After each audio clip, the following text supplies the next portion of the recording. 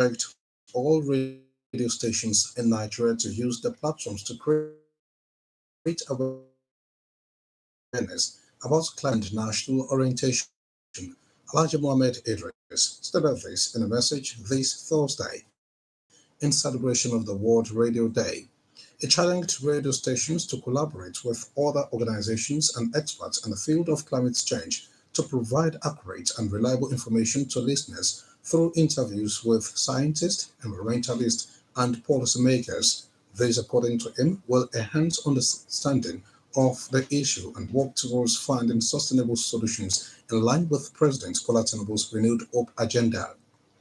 Similarly, the man piloting the affairs of the Land of Equity, Kebbi, Governor Nasir Idris, has praised broadcast media organizations for their vital roles in promoting public awareness, participatory democracy, and peaceful coexistence across the country.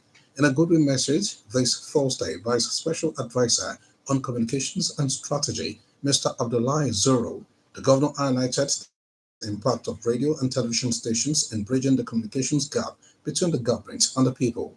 He noted that their contributions have significantly fostered peace and stability, thereby strengthening Nigeria's democratic and socio-economic development.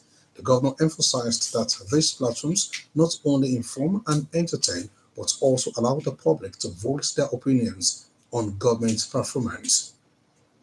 Here at home, radio has been described as the fastest, easiest, cheapest, and most available medium to communicate with the people.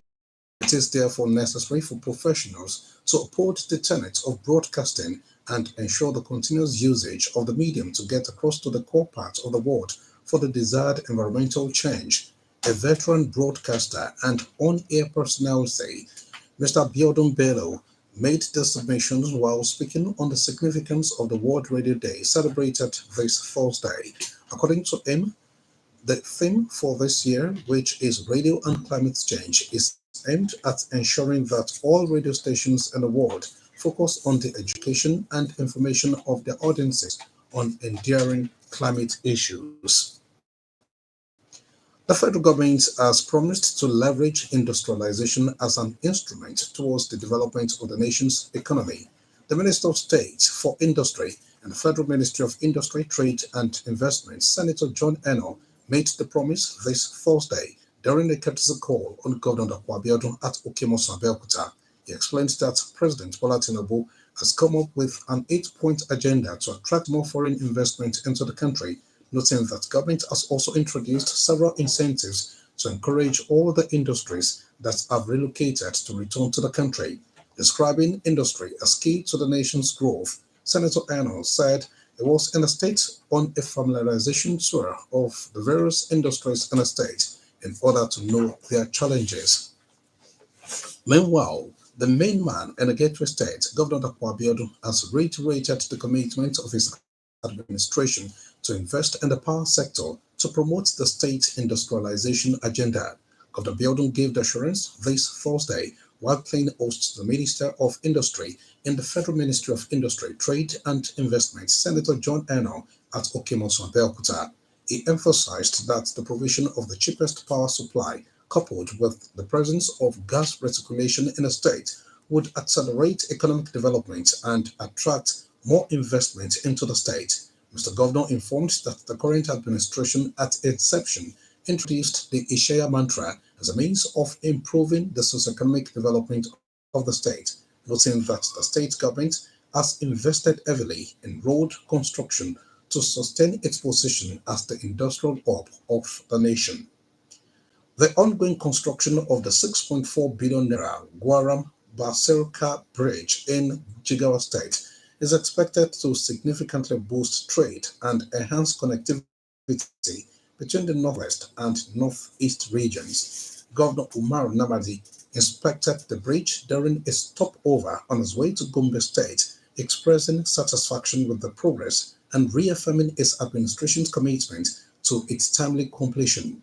According to a statement this Thursday by the governor's special assistant on media affairs, Ajia Zainab Ringim, the bridge is a strategic investment designed to facilitate movement of goods and people, thereby unlocking economic opportunities for local businesses and traders. She stated that with a total of 6.4 billion naira. The project is being executed by a local contractor. The government at the center has approved a year moratorium on new applications for polytechnics and monotechnics. The approval made by the main man in charge of education, Dr. Tunji Alausa, however, exempted health institutions due to low enrollment challenges. This was contained in a statement this Thursday by the Executive Secretary of the National Board for Technical Education (NBTE), Professor Idris Bugaje in Kaduna. Professor Bugaje said the moratorium, which takes effect, means that all new applications for polytechnics and monotechnics are put on hold for 12 months. The Ogun State Judiciary has denied a video currently circulating on the social media regarding the construction of a purported court building in Agbado within the Ifo Iriko Federal Constituency. A statement by the High Court Chief Registrar, Mr. Adebayo Ojukwu, indicated that no building was approved by the Chief Judge, Justice Musmola Dikolu, in any area of the state, emphasizing that no judicial function will be conducted in an unauthorized facility. The court advised the members of the public to disregard any claims suggesting or group involved to desist from further adding that the state judiciary remains committed to ensuring the proper administration of justice and upholding its integrity.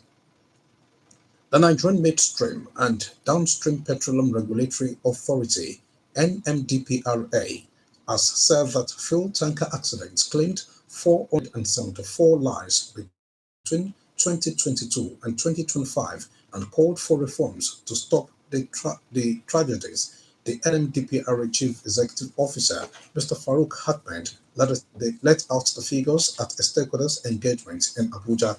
He emphasized the urgent need for interventions to curb the rising fatalities. Mr. Ahmed underscored the need for stricter enforcement of safety policies, improved road infrastructure, and enhanced driver training. As former military head of state, late General Murtala Mohammed is remembered this Thursday. Political leaders have been advised to emulate his selfless service to the nation. A former administrator of Ikena local government, Mr. Samson Odebo, gave the advice in a chat with OJBC on the occasion of the 49th remembrance of the Kano-born general. Mr. Odebo, while extolling the sterling leadership qualities of the former head of state, said the policies introduced by